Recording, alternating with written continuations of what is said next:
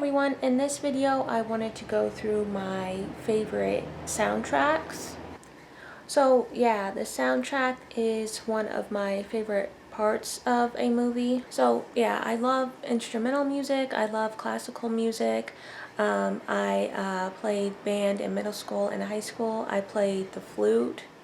I loved all of the pieces that we performed. I thought they were amazeballs. You know, we would practice them, get everything down, and we would have a school band concert, and we would compete against other schools. But yeah, I always loved music in a artistic way, not just something that you can jam to. So yeah, I love instrumental music, I love classical music. I think that a soundtrack is one of the best parts of a movie. I mean, like, the soundtrack won't make or break a movie, but I think it can help elevate a movie. Some soundtracks are forgettable, but yeah, I'm gonna go through my favorite movie soundtracks, not in any particular order. And these are strictly instrumental, but yeah, I love to listen to jazz music, or I love to listen to soundtracks to set the mood or while I'm working. Okay, so first up I have the soundtrack for the movie Titanic. So yeah, Titanic is one of my favorite movies. So yeah, it's romantic and it's sad and emotional and tragic. The soundtrack is magnificent. It has a eerie, incredible hauntingness to it. So yeah, I do really love this soundtrack, the movie Titanic from 1997. Next I have the soundtrack for Dances with Wolves from 1990. So yeah, I've seen this film quite a few times. My mom and grandma really like this film. And yeah, I thought this was a really good movie. The soundtrack is amazing. It's very emotional and weary. I think the film captures the beauty and tragedy of the American Midwest. Simply a masterpiece. Next I have the soundtrack for the movie Braveheart from 1995. So the movie is about a battle between Scotland and England during around the Middle Ages. So yeah, the soundtrack is wonderfully medieval. It has a lot of beauty and it's very enchanting, but also quite melancholy with a strength and courage behind it. That's the other thing I love about soundtracks, is that they can take you to another time, another place, a different time period, a different lifetime. It's just sheer art to be able to do that. Alright, and next I have the soundtrack for the movie The Last of the Mohicans from 1992. So basically this movie is about the last members of a Native American tribe and having to do with the French and Indian War. So yeah, the soundtrack is epic and awe-inspiring. It's like working strenuously towards something great that's almost there but never quite reached.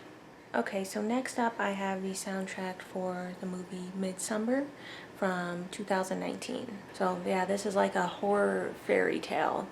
It has a sinister vibe, kind of like there's a deep mystery to be found out. The movie was pretty well done as well. It's horror set in Sweden. Next I have the movie Signs from 2002. So yeah, this is a movie about an alien invasion. It centers around a family. So yeah, amazing movie, amazing soundtrack, invoking curiosity and trepidation simultaneously. Next I have the soundtrack for the movie The Ring from 2002.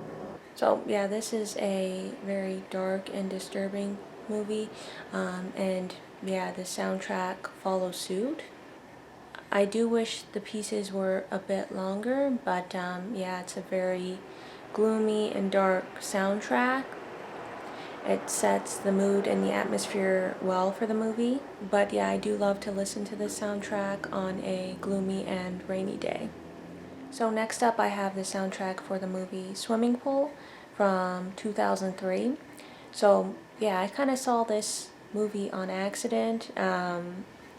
Yeah, I was a teenager, and yeah, it was pretty late at night. I was on that stage where, you know, you kind of want to stay up late.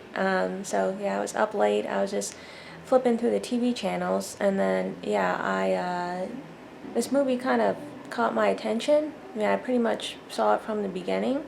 The movie wasn't really my cup of tea. I think it was set in France or something like that.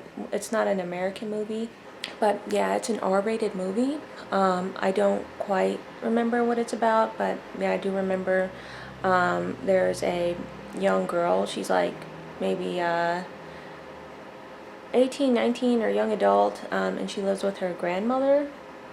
I don't remember liking the movie all that much, but yeah, I did find it interesting, and it did leave an impression on me. I think part of that was because of the soundtrack. Yeah, I do find the soundtrack mesmerizing and enchanting, and the woman's voice who's humming at certain points, it's really nice and beautiful. Next, I have the soundtrack for the movie Amityville Horror from 1979. So yeah, this movie is about a haunting of a household. It's one of the most famous hauntings in the US. So yeah, the soundtrack is Chef's Kiss. I love the keyboard melody at some of the more mellow parts of the movie.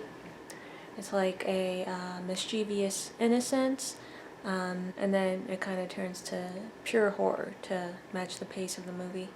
Okay, and last but not least, I have the soundtrack for the movie The Village from 2004. So yeah, this movie is about a village. Looks like it's set in the 16 or 1700s, and it's about these creatures or creature they believe exist, that they're, you know, afraid of. So yeah, the soundtrack definitely matches the setting of the movie. It sounds like it's fashioned after the time period that the movie looks like it's set in. But yeah, at the same time, it's very hauntingly beautiful and mystifying, and yeah, it definitely elevated the film. Alright, so that was it for my favorite soundtrack. I think each of these are beautiful masterpieces that set the tone for the movie so well. But yeah, I do love to listen to these independent from the film because they're just so good. So yeah, I'll be listening to these soundtracks on the low. But yeah, that was it for this video, and I hope you enjoyed, and bye-bye!